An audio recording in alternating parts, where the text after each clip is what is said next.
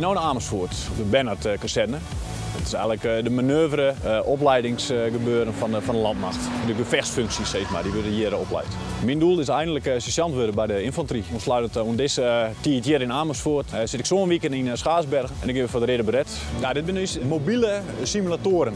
Het is gewoon een mooi werk. Ik kom op een soort plakken. Ik vind het gewoon voor mezelf om dingen te doen aan dienst.